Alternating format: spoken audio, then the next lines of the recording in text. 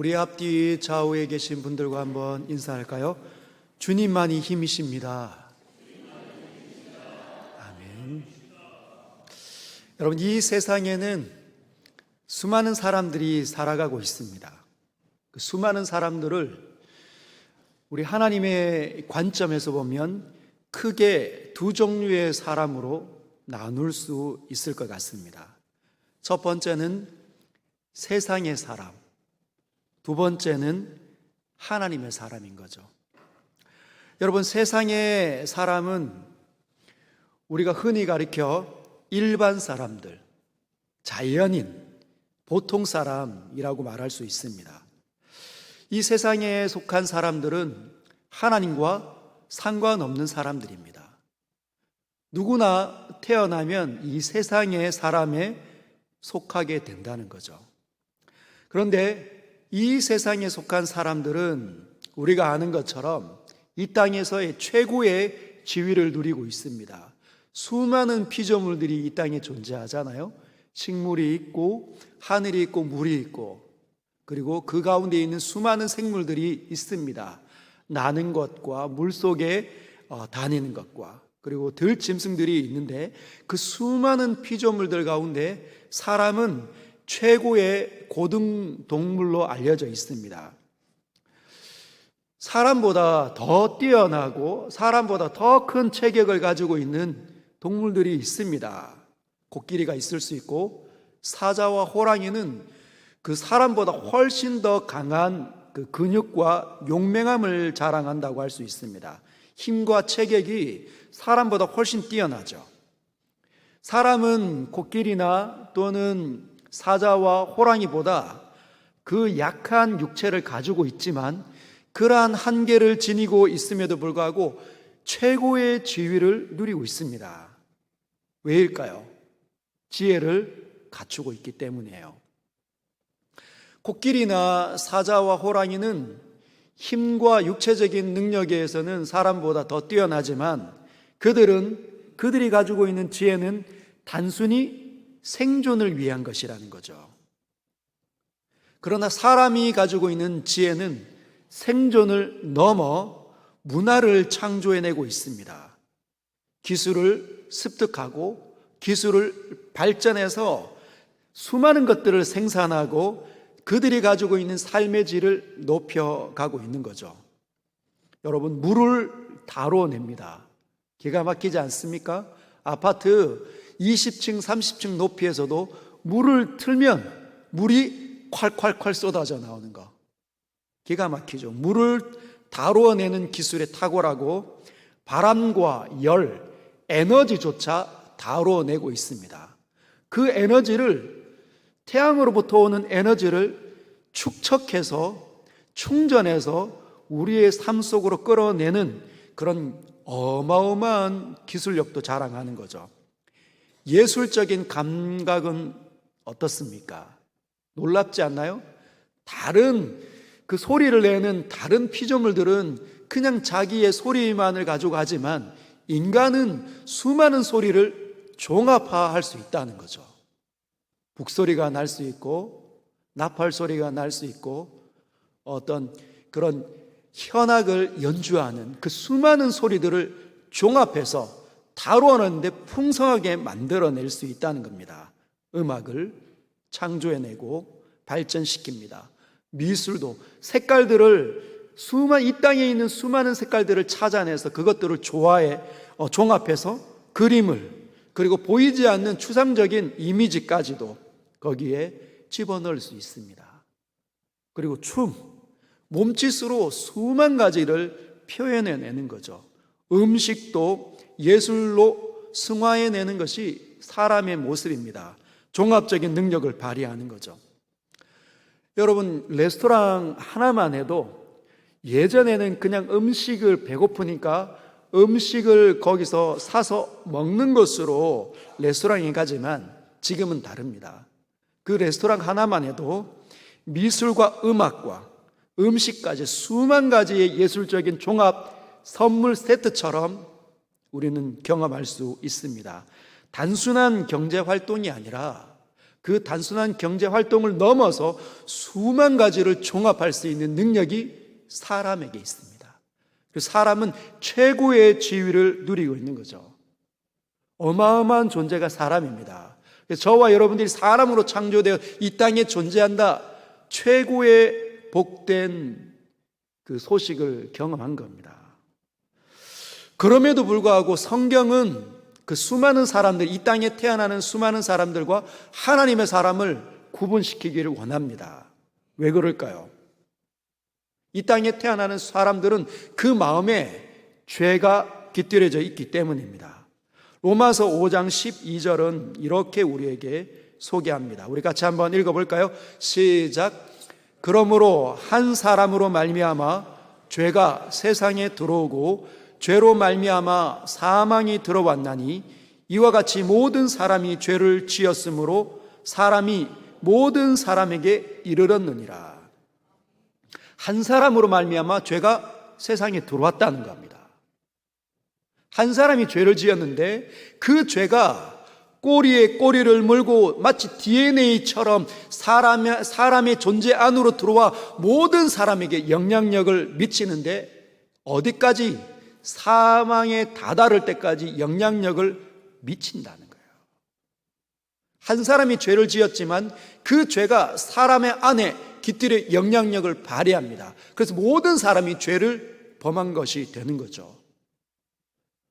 사망이 모든 존재하는 사람들 속에 깃들여져 있습니다. 그래서 한 번은 이 땅에 태어나는 사람들은 죽음의 문을 통과해야 합니다. 벗어날 수 없어요. 절대적인 진리입니다. 아무도 발버둥 칠 수 없습니다. 사로잡히게 마련이지요. 여러분, 그런데 이 안에 들어와 있는 이 죄가 사망을 어떻게 양산해낼까요? 왜 사망으로 우리를 이끌어낼까요? 죄가 도대체 무엇이간데? 로마서 7장 8절은 우리에게 이렇게 이야기합니다. 그러나 죄가 기회를 타서 계명으로 말미암아 내 속에서 온갖 한심을 이루었나니 이는 율법이 없으면 죄가 죽은 것이라. 죄가 기회를 타서 온갖 탐심을 이룬다는 겁니다. 여러분 혹시 낚시를 해보신 적 있습니까? 아니면 낚시를 하는 모습을 본 적이 있습니까? 미끼를 끼워서 이제 자기가 원하는 곳에 던지는 거죠. 찌를 달고. 근데 찌가 갑자기 쑥 내려가는 겁니다. 왜 그럴까요? 밑에 있는 물고기가, 보이지 않는 물속에 있는 물고기가 그 미끼를 탁 문 겁니다. 미끼를 무는 순간 그 미끼에 달려있는 그 낚시 바늘에 입이 탁, 아니면 목 안에 있는 어떤 부분이 딱 걸리면 그낙 영락없이 그냥 낚시꾼의 그 낚시에 걸리게 되는 거죠. 아무리 발버둥 쳐도 벗어날 수 없습니다. 힘 다 빠져 결국은 죽음을 맞이하는 것이지요. 죄가 여러분과 제 안에 들어와 어떤 것을 봅니까? 기회를 엿본다는 거예요. 기회를 엿봅니다. 어떤 기회를 엿볼까요? 죄가 죄악을 양산할 기회를 엿봅니다. 무언가 비교하기 시작하도록 눈을 통해 옆 사람을 보게 하고 세상을 보게 하고 그것이 여러분의 또는 우리의 마음에 좋아 보이도록 갖고 싶어하는 그 욕구, 희망을 넘어 탐심을 이루게 한다는 거예요. 그러면 미움이, 자기의 이 상황이 저주스럽고 안타깝고 불편해지기 시작합니다. 그럼 원망하기 시작하고 이 상황을 누구든지 탓을 해야 합니다. 자기를 탓하든지 아니면 남을 탓해야 되는 거죠. 여러분, 인격에 죄가 들어와 우리를 노예 삼아버렸습니다. 여기에 벗어날 수 있는 사람이 누가 있습니까? 정말 잘 가르치고 정말 선하게 보이는 사람도 영락없이 무너진다는 거죠. 여러분, 연예인들을 한번 보십시오. 정말 잘 나가던 사람이 음주운전 그 부분 걸려가지고 자기가 쌓아놨던 수만 가지를 한꺼번에 다 날립니다. 여러분, 이 일이 한두 번입니까? 우리의 지나가는 수많은 인생의 길에서 수많은 연예인들이 그 어리석은 가운데로 다 떨어졌습니다. 아, 나는 저래 안 해야지. 그들이 그렇게 고백하지 않았을까요? 나는 절대로 교만하지 않아야 될 것. 잘난 체 안 해야 되겠다. 잘 나갈 때 더 겸손하겠다. 그렇게 마음먹지 않았겠습니까? 그런데 안 된다는 거죠. 왜 그렇습니까? 죄가 기회를 타고 있기 때문이에요. 우리가 물도 다루어내고 에너지를 다루어내고 수만 가지를 다루어내고 분별하고 도덕과 윤리를 파악하고 무엇이 옳은지 무엇이 그른지 다 분별하는 최고의 지혜를 가지고 있지만 분별한다고 되는 게 아닙니다. 죄가 기회를 타서 역사하면 쉽게 넘어진다는 거죠. 벗어날 수 있는 사람이 없다는 겁니다. 오늘 성경에 이 세상의 사람, 이 세상에 이 사람의 대표적인 사람이 등장하는데 그가 바로 헤롯입니다. 헤롯. 여러분, 헤롯은 왕 아닙니까? 유대 지역의 왕이에요. 이 사람이 어릴 때 어떻게 자랐을까요? 왕가에서 자라지 않겠습니까? 수많은 진귀한 음식을 먹고 하인들이 있고 정말 좋아할 만한 그 모든 것들을 마음껏 하면서 자랐을 겁니다. 누구를 보며 자랐을까요? 자신의 아버지 헤롯 대왕을 보며 자랐을 것 같습니다. 아, 저것이 권력자의 모습이구나. 수많은 사람들이 와서 머리를 조아리는 것. 정치인으로 아마 자라겠죠. 여러분, 헤롯 대왕이 자신의 아들에게 어떤 교사를 붙였을까요? 헬라 철학자들, 수사학에 뛰어난 말을 다루는 그 수사학의 달변가들을 붙여주지 않았겠습니까? 그러면 그가 헬라 철학을 배우겠죠. 정치는 어떻게 해야 된다, 바른 군주의 삶이 어떤 건지, 어떤 자리에서 어떻게 지혜롭게 행동해야 되는지 스승을 통해 배웠을 겁니다.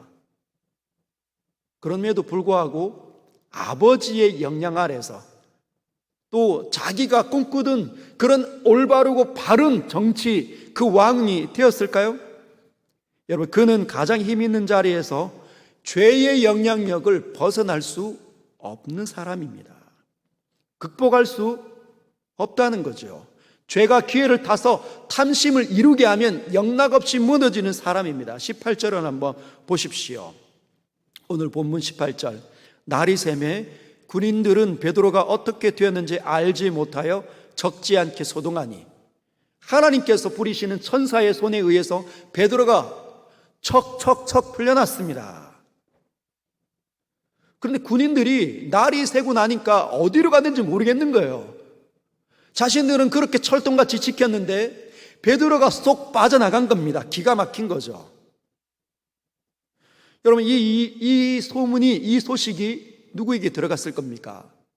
헤롯에게. 헤롯이 왜? 헤롯은 반드시 베드로를 내가 죽이겠다. 이 베드로를 내가 죽여서 내가 가지고 있는 이 정치적인 입지, 유대인들의 지지를 받아 나의 정치적인 입지를 굳건하게 다지겠다. 그래서 16명까지 배치를 했는데 지금 그 베드로가 어디 갔는지를 모른다? 기가 막히는 거죠. 아무도 모른다? 여러분, 어떻게 반응합니까? 19절. 헤롯이 그를 찾아도 보지 못하며 파수꾼들을 신문하고 죽이라 명하니라. 파수꾼들을 불러내 그놈들이 뭘 했는지 그들을 다 신문하고 죽이라 말합니다. 여러분, 사람을 파리의 목숨보다도 더 쉽게 여기는 거죠. 자신이 힘이 있기 때문에 그냥 죽이라 말할 수 있다는 겁니다. 내 뜻대로 되지 못하면 분노와 미움에 사로잡혀서 사람을 해치고 있는데, 사람을 지금 해치고 있는데도 모르는다는 거예요. 여러분, 끔찍한 사람이 된 거 아닙니까? 이 헤롯이 흉악한 사람이 된 거잖아요. 치가 떨리고 무섭고 잔인한 사람들, TV에 보면 그런 사람들이 한두 명이 아닙니다. 정말 수능에 어마어마한 점수를 받아 유수한 대학에, 의과대학에 들어갔는데 자신의 여자친구를 미움에 사로잡혀서 아무것도 아닌 것으로 죽여버리는 그런 잔인한 사람들이 얼마나 많은지 모릅니다. 그러면서 사람들은 이야기하는 거죠. 정말 안타깝다. 어떻게 사람들이 저렇게 잔인한가?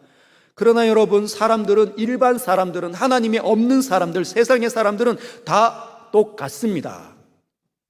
죄는 거짓말부터 시작하는 게 아니라 미움과 탐심을 이루게 되면 그 죽이고 싶어하는 그 욕구까지도 일으켜낼 수 있다는 거예요. 특별히 내가 강하다고 생각이 들기 시작하면 그 힘을 가지고 남 위에 군림하려고 들고 사람들을 부리려고 합니다. 그리고 내 뜻대로 되지 않고 내 계획대로 되지 못하면 그 모든 것들을 다 부숴버리고 싶어하는 분노에 사로잡히게 된다는 거죠. 사람들은 다 똑같습니다. 여러분, 아이들을 한번 보십시오. 정말 사랑을 듬뿍 받고 자란 아이들, 부모님의 사랑과 할아버지, 할머니의 사랑을 듬뿍 받고 자랐는데 혼 한 번도 안 나. 그런 아이들이 귀여움만 독차지하고 자랍니다. 그런데 여러분, 그렇게 귀엽고 사랑만 받으면 그 자신 안에 있는 의지가 훨씬 더 커지고 자기가 할 수 있는 것들이 많다고 생각이 되면 그 아이들조차 자신이 원하는 대로 되지 않으면 분노가 일어난다는 거예요. 자신을 그렇게 사랑해주는 엄마를 향하여, 부모님을 향하여 분이 치밀어 오를 수 있습니다. 그 좋은 모습이 마트예요, 마트. 아이들이 좋아하는 장난감과 그 과자 코너 지나갈 때 두루누워 생떼를 쓰는 아이들이 한두 명이 아닙니다. 여러분, 그렇게 사람 안에 죄가 들어와 그들을 노예 삼아버렸어요. 아무리 벗어나려고 해도 그 강력한 죄의 사슬은 떨어지지 않습니다. 처음에 직장에 그 사람이 들어갔을 때, 직원으로서 들어갔을 때 말단 직원일 때랑 과장일 때랑은 달라집니다. 말단 직원일 때는 시키면 다 하죠. 내가 더 열심히 하리라 그렇게 하지만 과장이 되면 조금씩 변질됩니다. 시간에 정말 정직하게 일해야 되는데 그 시간에 요령 피우기 시작하고, 과장이 되면 더 합니다. 왜? 더 많은 것들을 보기 때문에. 부장이 되면 그 점점 힘을 갖추게 되면 내 뜻대로 되지 않을 때 그 분노의 크기는 더 강력해진다는 거죠. 그래서 집에서 혹시나 군림하고 있는 사람은 위험한 사람들입니다. 그게 아내가 되든지 남편이 되든지 부모님이 되든지 자녀가 되든지 마치 군림한 것처럼 되면 그 사람은 걷잡을 수 없는 사람이 되고 만다는 거죠. 아무것도 아닌 일에 분노가 막 삶처럼 쏟아지고 자신 때문에 자신과 관계되어져 있는 모든 사람들이 망가질 수 있는 사람이 됩니다. 그래서 힘을 적절하게 나누어야 돼요. 남편은 아내와 동등합니다. 아내 역시 남편과 동등한 거죠. 누구 하나가 우월한 게 아닙니다. 하나님께서는 질서로 남편과 아내를 다르게 창조했어요. 그래서 내가 모든 것들을 통치하려고 굴면 그 가정은 위기가 금방 온다는 사실을 꼭 기억하십시오. 여러분, 사람을 함부로 죽이는 이 헤롯이 19절 후반부에 보면 헤롯이 유대를 떠납니다. 그리고 가이사랴로 내려가 머무니라. 여러분, 왜 유대를 떠났을까요? 분이 안 삭히니까. 분이 안 삭히는 겁니다.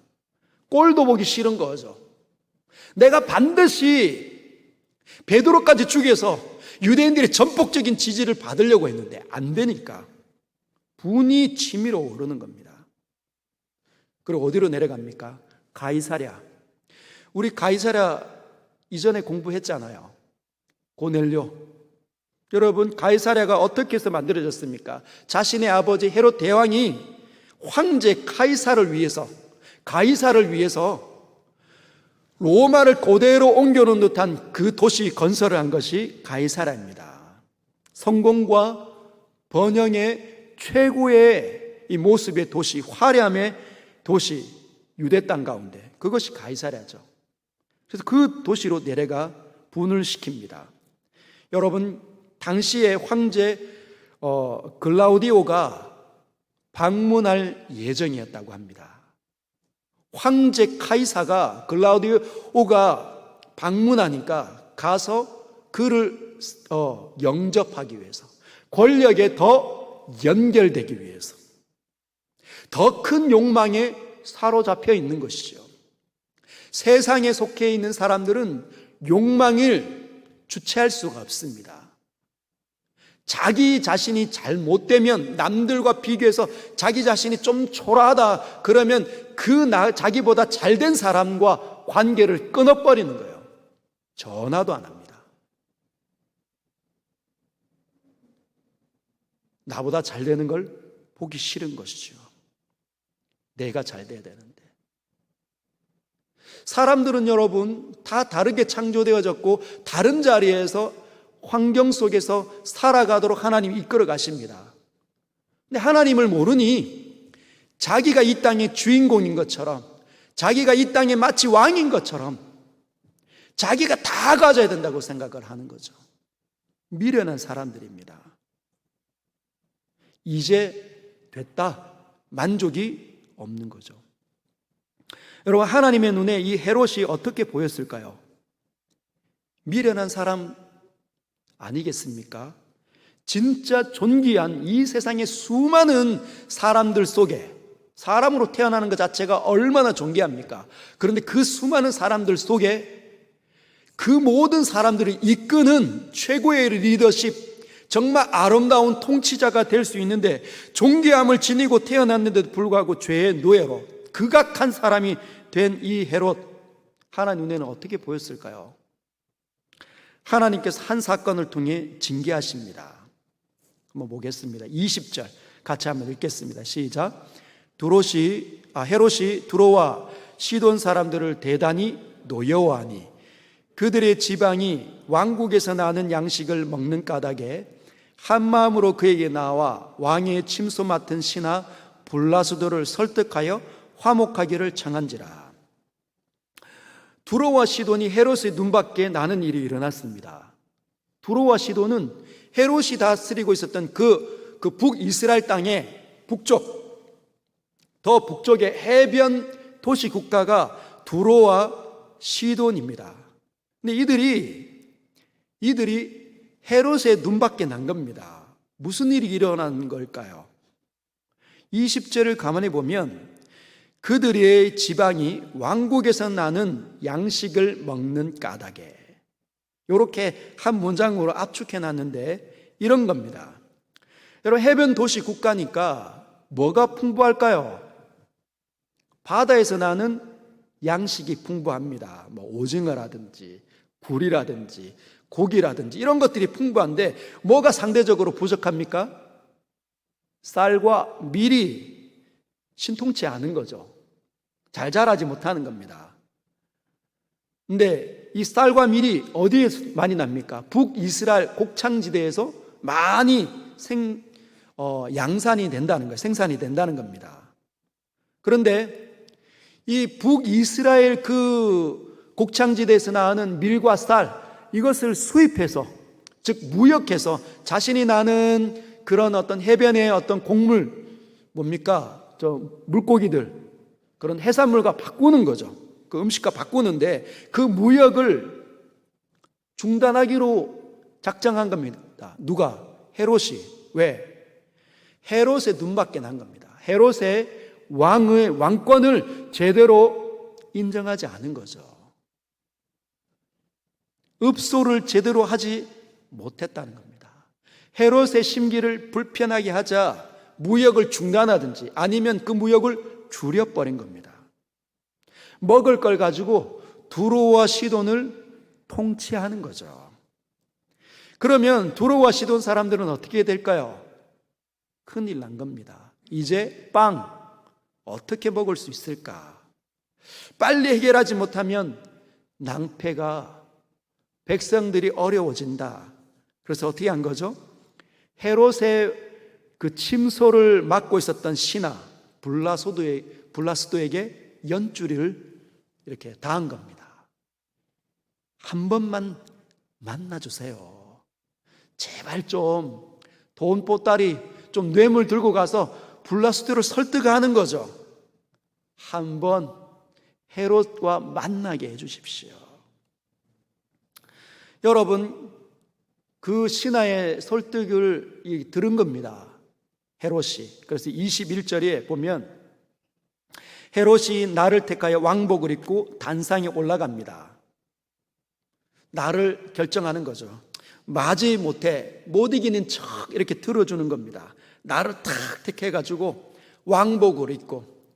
여러분, 당시 역사학자 요세푸스는 이렇게 얘기하는데, 이날 헤롯이 은실로 짠 왕복을 입었다고 합니다. 은실로 짠 왕복. 단상에 올라가는데, 여러분, 그 에베소나 그런 로마 제국의 고대 어떤 그 유적지를 방문하면 이렇게 부채꼴 모양으로 아래에서 이렇게 위로 이렇게 연설하면 다 울리는 그 극장들 있잖아요. 그런 연설단에 올라간 거예요. 사람들이 연설단 위에 딱 올라오는 헤롯을 보면서 뭘 생각을 했을까요? 빛이, 지중해에서 비치어지는 그 빛이 비칠 때마다 반짝반짝 거릴 때 옷이 막 반짝이는 겁니다. 화려함에 극치를 달리는 거죠. 백성에게 연설합니다. 수사학과 철학을 공부했으니 얼마나 말을 잘했을까요? 22절 보면 백성들이 크게 부르되 이것은 신의 소리요 사람의 소리가 아니라 하거늘. 그 연설을 듣는 그 백성들, 두로와 시돈 사람들을 포함한 그 지역에 있었던 사람들이 아첨을 하는 겁니다. 이것은 사람의 소리가 아니다. 신의 소리다. 여러분, 그런 이야기를 합니다. 환호성을 지릅니다. 꽃을 던집니다. 헤롯이 어땠을까요? 반짝이는 왕복을 입고 아주 멋지게 위엄 있게 이렇게 꾸미고 위엄 있는 말들을 막 쏟아낼 때 수많은 사람들이 막 환영을 합니다. 환호를 지릅니다. 너무 기분이 좋은 거죠. 사람들의 인기를 먹고 사는 그가, 정치인은 그가 기분이 찢어지는 거죠. 사람으로서는 최고의 상황을 맞이한 겁니다. 신격화. 황제들에게만 하는 그 신격화가 나에게도 쏟아지는구나. 이건 사람의 소리가 아니야. 신의 소리야. 얼마나 좋았을까요? 여러분, 하나님께서는 어떻게 보십니까? 단지 인생일 뿐입니다. 안개와 같은 인생일 뿐인 것이죠. 23절 같이 한번 읽겠습니다. 시작. 헤롯이 영광을 하나님께로 돌리지 아니하므로 주의 사자가 곧 친히 벌레에게 먹혀 죽으니라. 하나님께 영광을 돌리지 않는 거죠. 자신이 타락하는 겁니다. 신이라 불리고 싶은 것이죠. 여러분, 시편 24편 1절은 이렇게 우리에게 선언합니다. 땅과 거기에 충만한 것과 세계와 그 가운데 사는 자들은 다 여호와의 것이로다. 이 땅에 있는 수많은 것들은 하나님께서 가지고 계십니다. 하나님께서 주권자이십니다. 하나님께서 통치하시는 분이십니다. 우리가 마음대로 다뤄낼 수 있다고 생각하지 마십시오. 우리는 아무것도 가지고 이 땅에 오지 않았고 아무것도 가지고 또 하나님 앞에 서지도 못합니다. 여러분, 벌레에게 먹혀 죽으니라.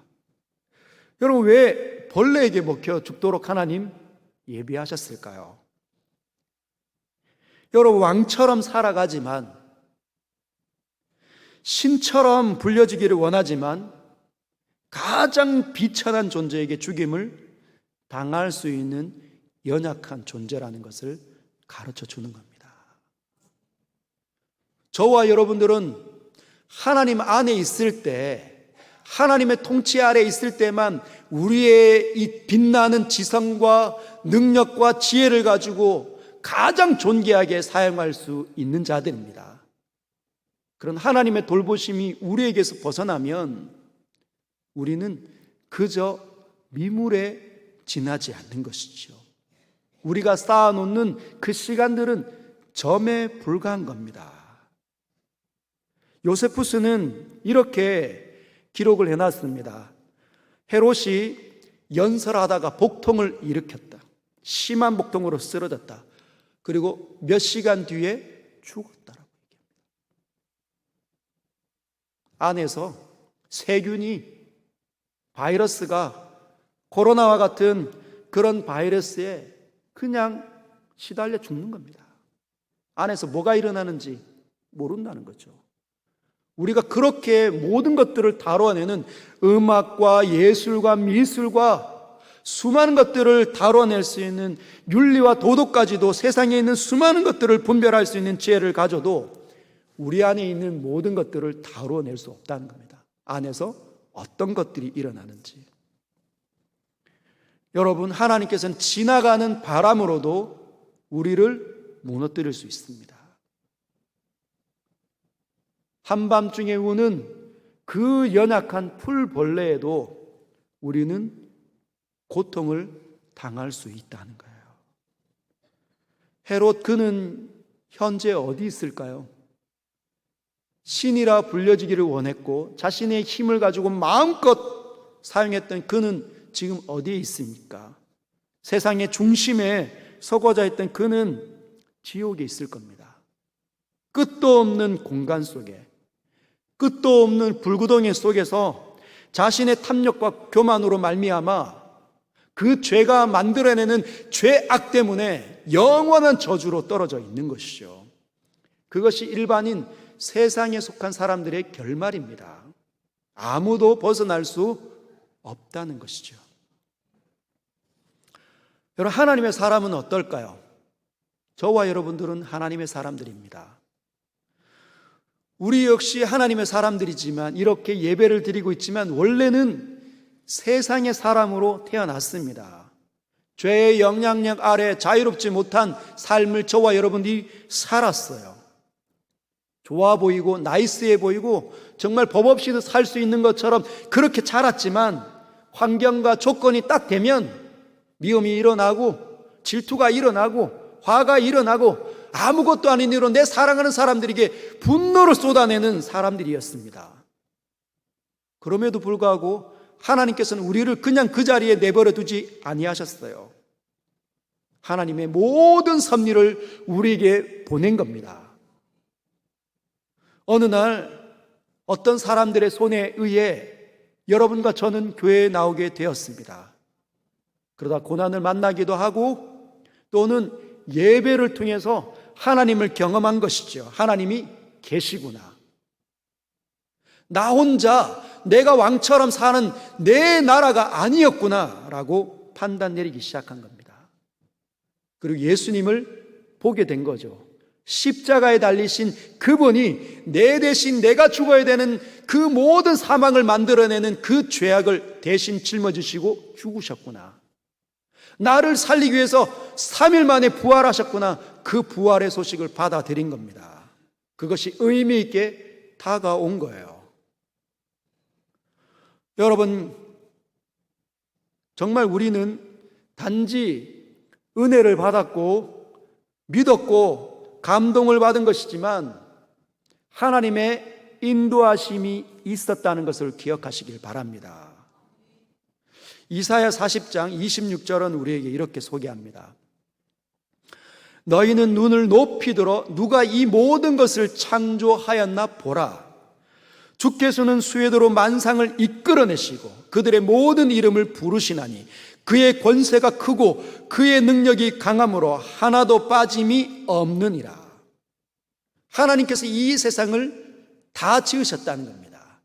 그리고 그 속에 사는 사람들 가운데 하나님의 사람으로 불러내실 수 있는 권세를 그분이 강하게 가지고 있다는 거예요. 여러분, 우리가 태어날 때 부모님이 우리만 보는 게 아닙니다. 하나님의 눈도 우리를 향하고 계셨다는 거예요.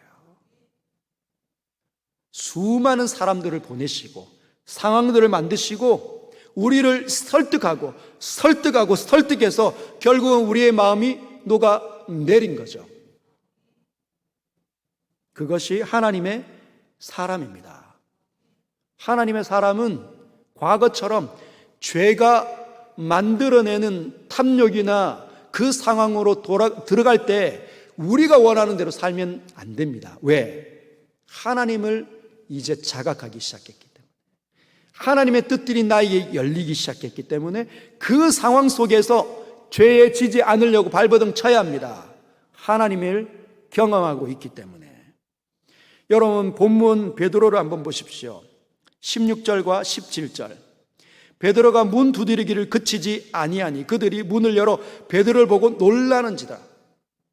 여러분, 로데가 들어가가지고 베드로가 나야 라고 얘기했는데 베드로의 음성을 기가 막히게 알아챈 이 소녀 로데가 그냥 문을 안 열어주고 예루살렘 교회, 기도하고 있는 교회 사람들에게 들어간 겁니다. 근데 베드로의 입장에서는 왜 문이 안 열리지? 분명히 알아챈 것 같은데, 깜짝 놀란 것 같은데 아무도 없는 겁니다. 계속 다시 문을 두드리는 겁니다. 계속 두드리는 겁니다. 다시 사람이 나오도록. 여러 사람들이 나온 거죠. 천사가 왔나라고 생각했던 그들이 문을 열어보고 베드로를 보고 깜짝 놀랍니다. 근데 그 베드로가 뭘 합니까? 17절에 베드로가 그들에게 손짓하여 조용하게 하고 주께서 자기 일을 이끌어 옥에서 나오게 하던 일을 말하고. 뭘 한 겁니까? 하나님께서 자기에게 역사한 일들을 사람들에게, 교회 사람들에게 이야기한 겁니다. 간증한 거죠. 너희들 기도했지? 나 기도 못하고 잤는데 여러분들이 기도했으니 하나님께서 천사를 보내어 나를 이곳까지 인도하셨습니다. 하나님은 살아계신 분이십니다. 두려워하지 마십시오. 이야기한 거죠. 하나님의 사람의 입은 이제 어떻게 하는 겁니까? 살아계신 하나님을 보고 경험하도록 하나님의 사람이 그 일로 부름을 받았습니다. 저와 여러분들은 이제 살아계신 하나님을 경험해야 합니다. 여러분, 기도하고 있습니까? 기도하십시오. 절망하지 마시고 낙심하지 마시고 남 탓하지 마시고 그런 불평하고 원망하기 전에 영원하신 하나님, 저와 여러분들을 살리신 그 하나님 앞에 엎드리십시오. 밤이 맞도록 한번 기도해 보십시오. 그분이 들으실 때까지 요청해 보십시오. 어떤 일이 어떻게 나를 만나시는지 경험해 보시길 바랍니다. 그리고 난 다음에 이야기하십시오. 베드로처럼 하나님께서 이렇게 역사하신다, 하나님께서 이와 같으신 분이시다, 하나님께서는 선하신 분이시다, 이야기하시길 바랍니다. 우리의 입술은 그런 입술이 되어야 합니다. 늘 원망하고 늘 불평하는 것, 그건 세상의 사람들의 삶 속에 살았을 때 이미 많이 했습니다. 이제는 안 하셔도 돼요. 이제는 무엇을 해야 합니까? 하나님 살아계신 이야기들을 해야 한다는 거예요. 낙심하고 절망하는 사람들에게 하나님 계시다, 하나님 존재하신다, 하나님 이끄신다, 두려워하지 마라, 이유가 있겠지, 하나님께 물어보자, 같이 성경을 열어 나누는 겁니다. 그리고 또 야고보와 형제들에게 이 말을 전하라 하고 떠나 다른 곳으로 가니라. 하나님의 인도함을 받아 어디로 가야 될지 모르지만 하나님의 인도함을 받아 하나님께서 이끄시는 곳으로 가는 거예요.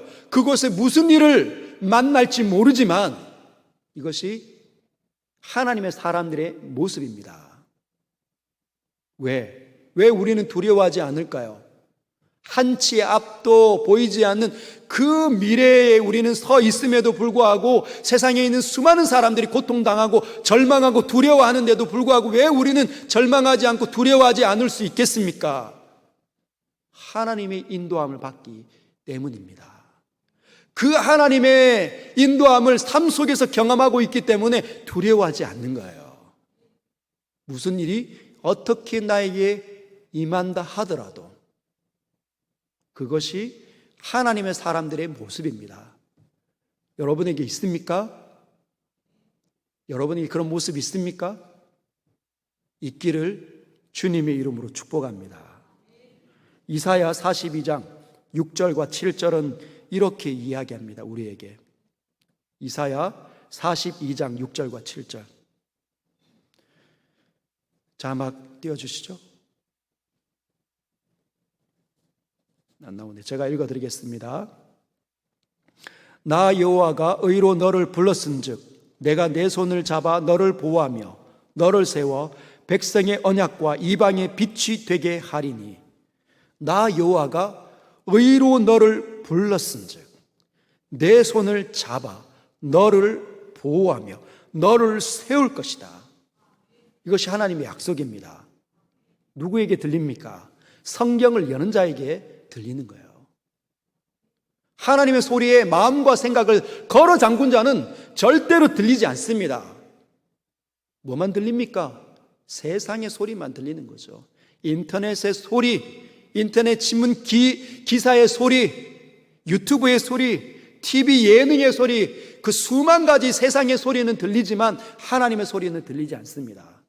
하나님의 소리가 언제 들립니까? 성경을 열을 때, 성경을 열어 읽어낼 때, 성경에 있는 말씀을 묵상하려고 하나님의 소리를 발견하려고 애를 쓸 때 그때 열리게 됩니다.